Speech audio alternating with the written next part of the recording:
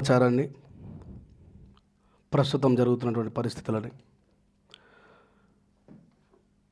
జరగబోయే కార్యక్రమాలన్నింటినీ కూడా ప్రాతినిధ్యం వహిస్తూ ప్రజలకు నిరంతరం తెలియజేస్తున్నటువంటి మీడియా మిత్రులకి హృదయపూర్వకంగా జై భీములు తెలియజేస్తూ, మొన్న ప్రెస్ క్లబ్లో మరి అందరి ముందు మా అన్న మందకృష్ణ మాదిగ గారు N9 మీడియాని చాలా బాధ్యతారహితంగా అవమానపరచడాన్ని నేను మీడియా సమక్షంలో తీవ్రంగా ఖండిస్తున్నా.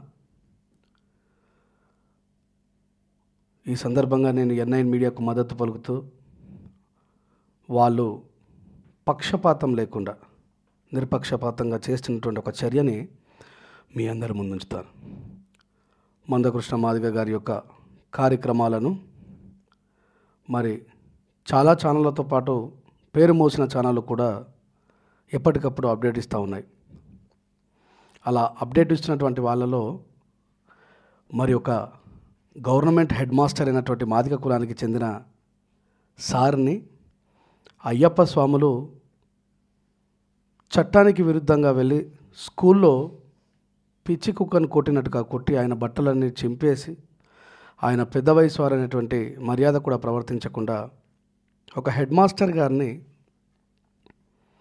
మా దౌర్భాగ్యం ఇప్పుడు ఆయన మాదిగ హెడ్ మాస్టర్ అని చెప్పాల్సి వస్తుంది. ఇంతకుముందు ఎప్పుడు మాట్లాడినా మా దళితుడు అని చెప్పుకోవాల్సిన టైం ఉండేది. But that credit goes to Mandakrishna మాదిగన్న. మాదిగ హెడ్ మాస్టర్ గారిని నాకు తెలిసి ఇలాంటి సంఘటన బహుశా భారతదేశంలో మరి ఎప్పుడు జరిగి ఉండకపోవచ్చు. విద్యార్థి కాళ్ళు మొక్కించినటువంటి ఒక అమానవీయ ఘటన జరిగినప్పుడు మందకృష్ణ మాదిగన్న కానీ ఆయన పోరాటానికి సహకరిస్తున్న నా మాదిగ కళాకారులు ఎవ్వరు కూడా స్పందించకపోవడం తీవ్రంగా ఖండిస్తూ, మరి ఆ ఘటనను వెలుగులోకి తీసుకురావడంలో 100% పాత్ర పోషించిన N9 మీడియా వారికి దిగజారే జర్నలిజం ఉన్నటువంటి ఈ సందర్భంలో కూడా వారి పాత్రని చాలా హృదయపూర్వక జై భీములు. అదే రాకేష్ ఆ విషయం మీద నిరంతరం పనిచేసి మరి ప్రభుత్వం దృష్టికి తీసుకెళ్లడంలో తన వంతు బాధ్యతను పోషించి, వాళ్ళు అరెస్టు కావడంలో నా మాదిగ సామాజిక వర్గానికి చెందిన హెడ్ మాస్టర్ గారికి న్యాయం జరగడంలో 100% పాత్ర పోషించినటువంటి మీడియా మిత్రుడు రాకేష్ మరియు N9 మీడియా వారికి మరొకసారి నేను ధన్యవాదాలు తెలియజేసుకుంటున్నాను. నాకేమనిపించిందంటే, దీని మీద మాదిగలకు నాయకత్వం వహిస్తున్నానని మాట్లాడుతున్నటువంటి మందకృష్ణ గారు కానీ, మాదిగ సామాజిక వర్గంతో పాటు ఉపకులాలందరికీ కూడా న్యాయం జరిగే విధంగా దిశగా పోరాడుతున్నామని చెప్తున్నటువంటి కళాకారులు కానీ స్పందించకపోవడం వెనకాల వీళ్ళందరూ బీజేపీకి చెందిన వంశులే అని మరొకసారి స్పష్టం చేసిండ్రు. అంటే బహుశా నాకు అనిపించడం ఏంటంటే, మరి బీజేపీ మందకృష్ణ గారు కావాల్సుకొని ఈ దాడి చేపించారేమన్నటువంటి అనుమానాలు కూడా నేను వ్యక్తం చేస్తూ ఉన్నాను. మరి స్పందించకపోవడం ఏంటి? ఒకవైపు మాలామాదిగ ఉద్యమం అని రాజ్యాంగ విరుద్ధానికి జరుగుతున్నటువంటి చర్యని మాలామాదిగ పంచాయతీగా తీసుకొచ్చినటువంటి చాలామంది మేధావులుగా పిలువబడుతున్నటువంటి వాళ్ళను కూడా ఈ మీడియా సందర్భంగా నేను ప్రశ్నించదలుచుకున్నాను. మంథని మధుకర్ అనే ఒక మాదిగ తమ్ముని మర్మాంగాలు కోసి చంపివేసినప్పుడు గౌరవనీయులు మరి వరల్డ్ జర్నలిస్ట్గా చెప్పుకుంటున్న విఠలన్న మీరు ఎక్కడున్నారు? ఇదే N9 మీడియా రాకేష్ బస్సు మీద నిలబడి నినాదాలు తీసిన ఆ తమ్ముని మీడియా సమావేశంలో నుంచి మీరు వెళ్ళగొట్టారు. ఆ తమ్ముడు ఇప్పుడే కాదు, గత 10-15 సంవత్సరాల నుంచి నిరంతరం SC ST BC మైనార్టీ భారతీయ పీడిత ప్రజల మీద జరుగుతున్నటువంటి దాడిని ఖండిస్తూ వచ్చిండు. మీరెవరూ ఆ సందర్భంలో కనిపించలేరే? ఈరోజు 70-80% అట్రాసిటీ కేసులు కావడానికి కారణం మన బీసీ సమాజమే.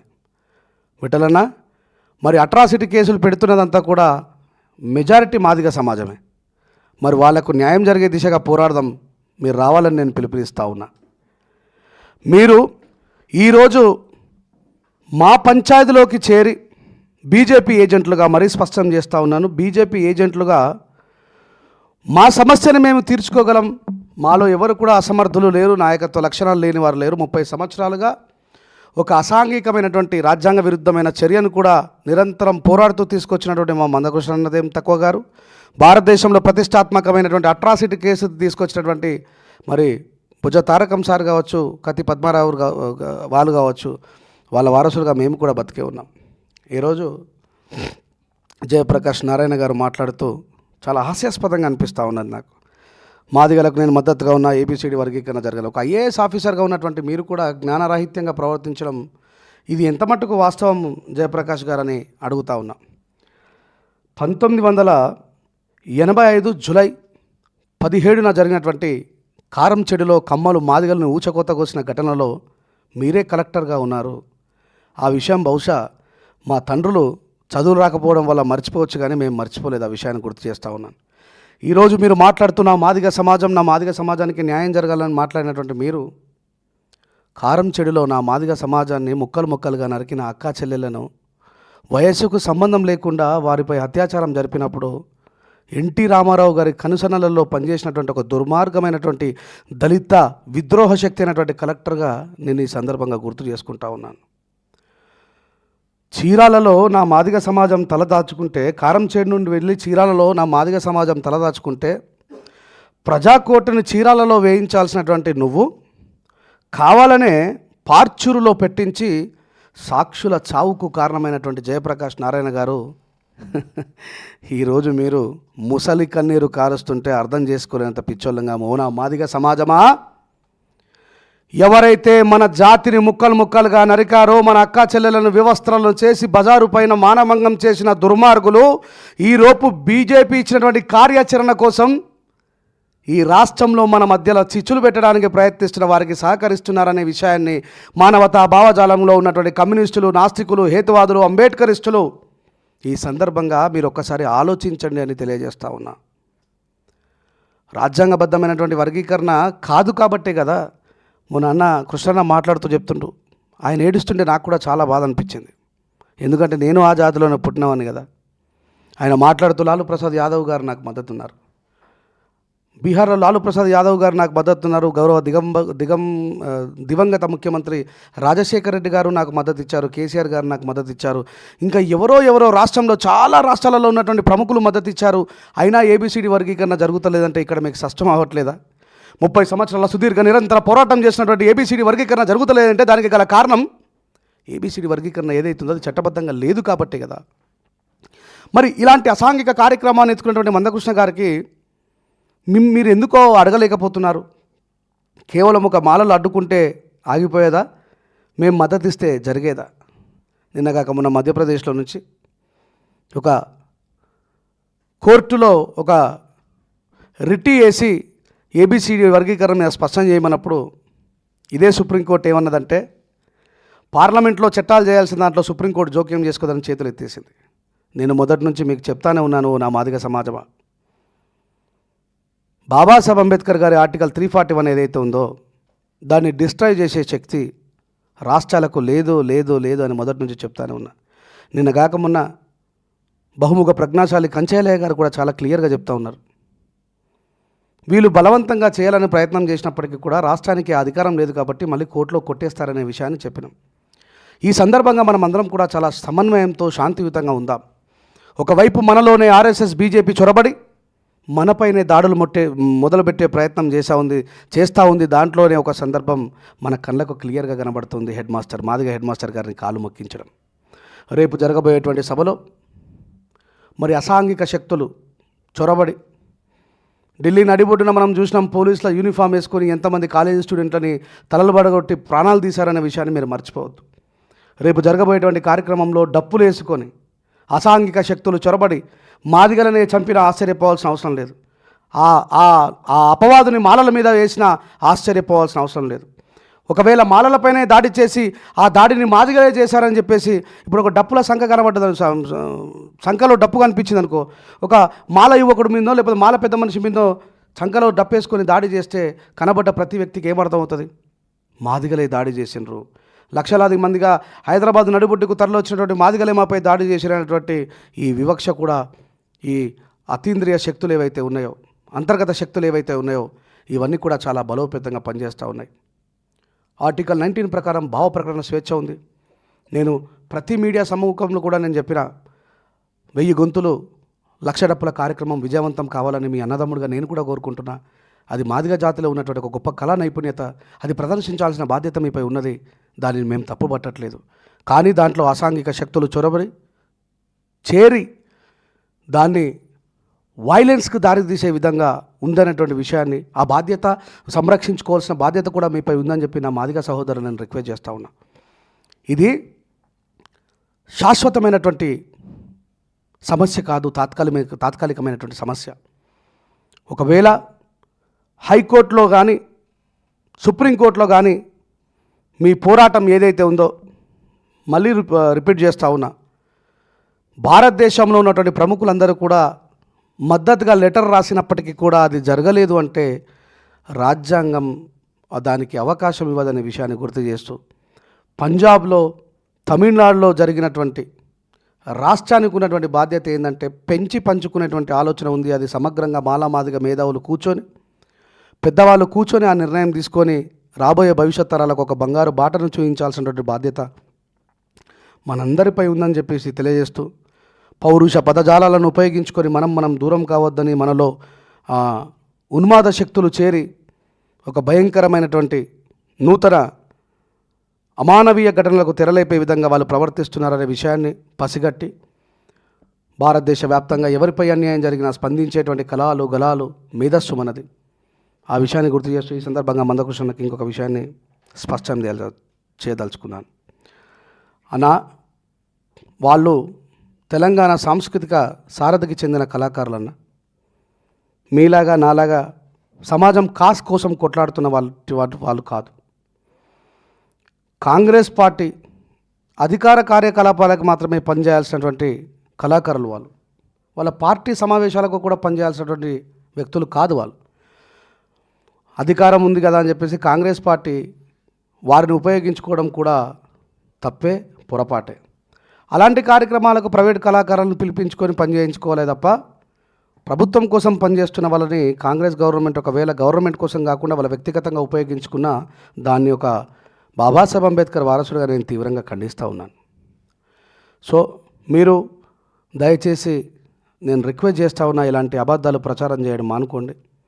నేను మళ్ళీ మీడియా సమూహంగా చెప్తా ఉన్నా, మీరు మా మందకృష్ణ అయినప్పటికీ కూడా ప్రస్తుతం మీరు ప్రవర్తిస్తున్న ప్రవర్తన బీజేపీ చేయిస్తుందనే విషయం మాకు క్లియర్గా అర్థమవుతూ ఉన్నది. మీ వెనకాల చేరి చాలామంది మాట్లాడుతున్న మాటలలో ఉన్నటువంటి ఆంతర్యాన్ని, పాడుతున్నటువంటి పాటల్లో ఉన్నటువంటి విషయాన్ని తెలియని పిచ్చోని నేనైతే కాదు.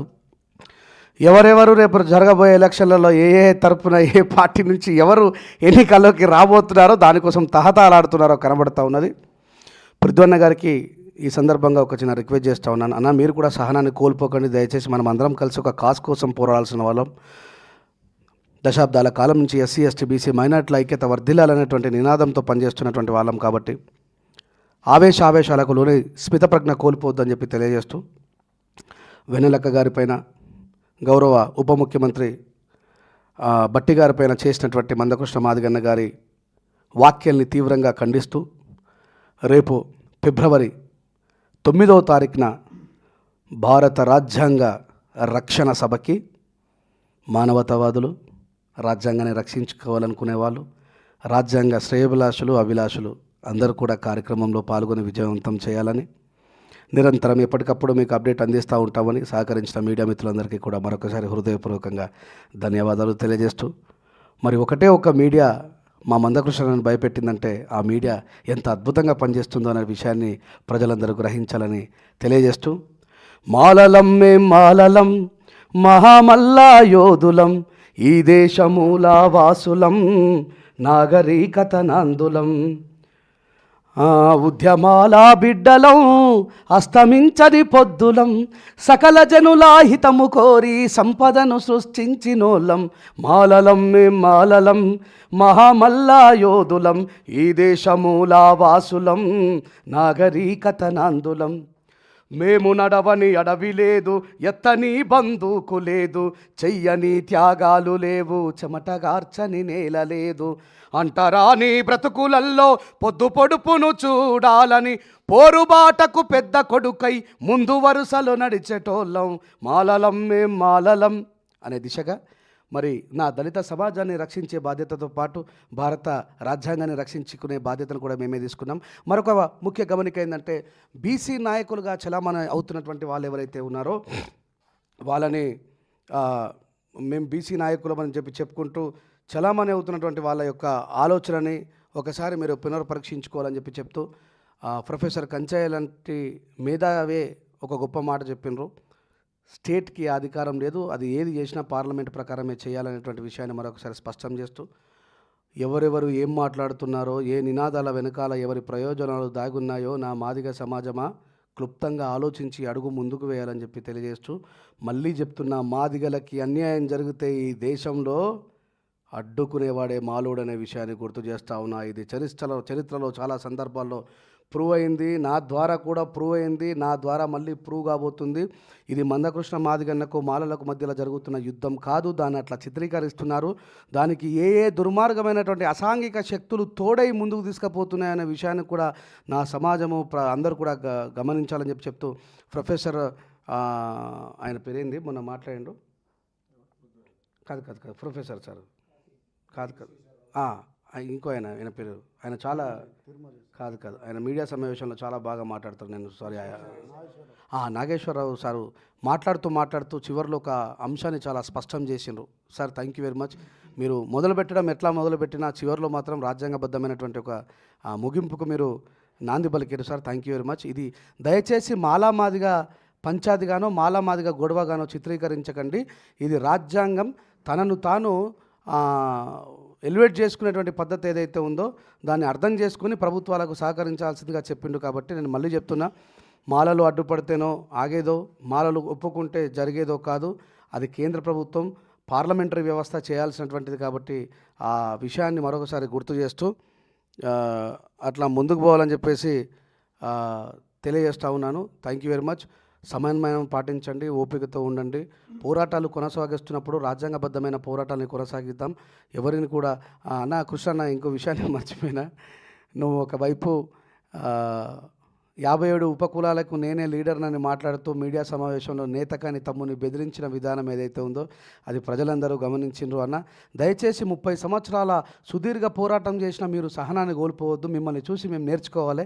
ఎవరో మాట్లాడుతూ రెంజాల రాయేష్ గారు బచ్చాగాడు వాడితో ఏమవుతుందని మాట్లాడుతూ ఉన్నారు. నేను బచ్చాగానే కావచ్చు, మరి 30 సంవత్సరాల క్రితం కృష్ణన్న మొదలైనప్పుడు కూడా బచ్చాగాడనే విషయాన్ని మర్చిపోవద్దు. నేను ఇప్పుడే మొదలుపెట్టిన 30 సంవత్సరాలలో నా కంఠంలో ప్రాణం ఉన్నంతసేపు రాజ్యాంగ రక్షణ కోసం నిలబడతానే ఉంటా.